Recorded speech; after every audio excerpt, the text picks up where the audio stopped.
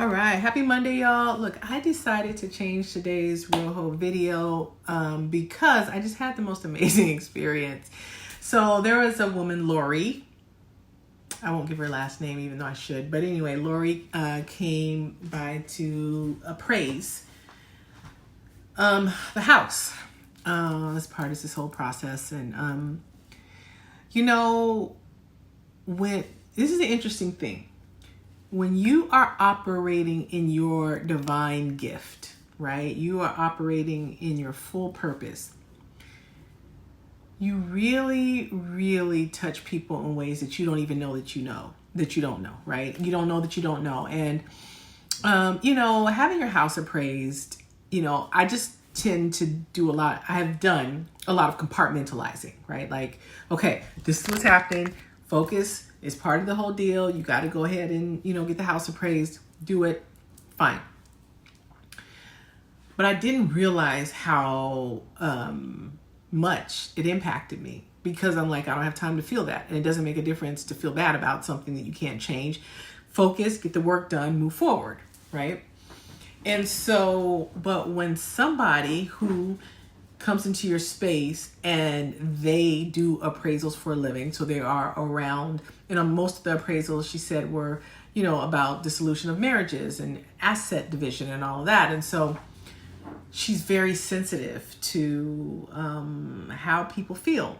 But because I had just been choosing not to feel, I didn't know that I needed someone to say, are you good? Someone to say, hey, I get it. I do this all the time. And yeah, this is a lot. And someone to say, I'm just going to stand with you. Tell me, and allow you to tell me what it is you'd like to see happen. Just that you have a place to ventilate, right? Sometimes the person that you expect to be able to help you move through something is not the stranger that walks in to do an evaluation on your home. And so what I'm taking away, and the reason why I changed it, and the reason why this is so significant, is because I walked away feeling like when you are operating in your divine gift, in your talent, in your truth, right? You are in direct contact and alignment with your superpower, your God, your higher power. There are ways that you move which make the impact you have on people exponentially more, right? I think she was here for about an hour, maybe, but we only talked about the house for maybe 10 minutes. The rest was about manifesting, about life, about this transition, about finding your power and finding your energy in times like this, and in a time such as this when you are going through lots of changes. She left me, she texted me all kinds of spiritual resources, right? And I just believe we all have a plan. We all have something we're here to do. And when we are choosing to do other things because our mind tells us that's the responsible thing to do, our mind tells us this is what my parents sacrificed so much for me to be able to do. Our minds tell us that, we can't, it's frivolous to follow your heart or follow your dreams.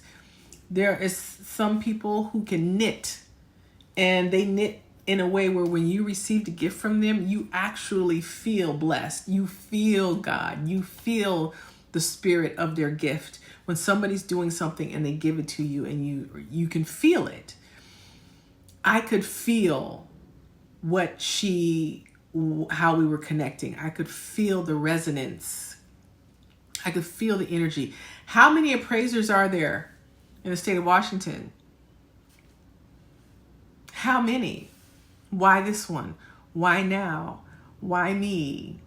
And so those are not accidents. I think they are divine appointments. They're supposed to affirm, like, yep, you're on the right track. Yep, you got it. Yep, you're right on. Yep, keep doing what you're doing, And so I just want to thank you, Lori, because she's now part of my email list, and she will be receiving this. But what you did and what you said today, we both were saying, yeah, this is something different. This is a different resonance. This is a different experience. Yeah, I think I need to keep you around, right?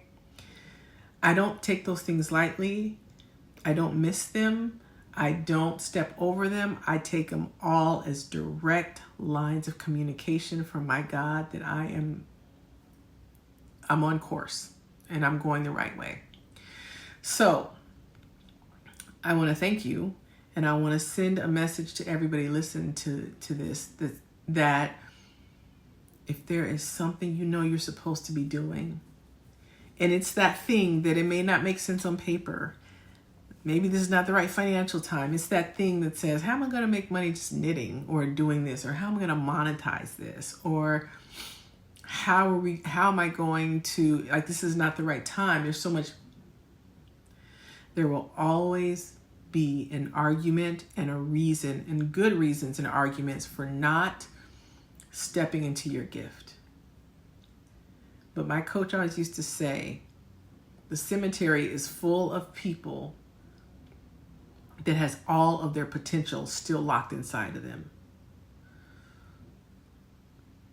I just want to impart that if you're on the edge, 2026 is the time to do that thing. It's time to do it. Because I know that no matter what it is that you're supposed to be doing, no matter what it is your gift, no how big, how small, how whatever, you change lives when you are moving in divine purpose. And not only that, the resources, the money, the opportunities, the access, all that stuff shows up. Now that I can speak to. Doors open, seas part, all kinds of magic happens when you commit to that thing. So it's 2026, y'all. It's time to put your plan in place, do your thing, and no matter what that is, if you're doing it in alignment and with resonance with your spirit, you're going to change lives. Take care.